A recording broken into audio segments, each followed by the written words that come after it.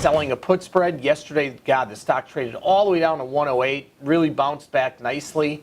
We'll see if it makes another run down there. It's really on the top of my list here to potentially sell a put spread. You'll notice that I have this Biogen IDEC, BIIB, on the watch list here and up on,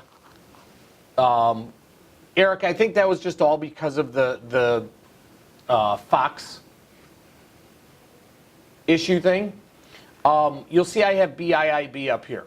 Stock is down 30%, which on a $400 stock, $300 stock, $90, huge move, percentage-wise and dollar-wise.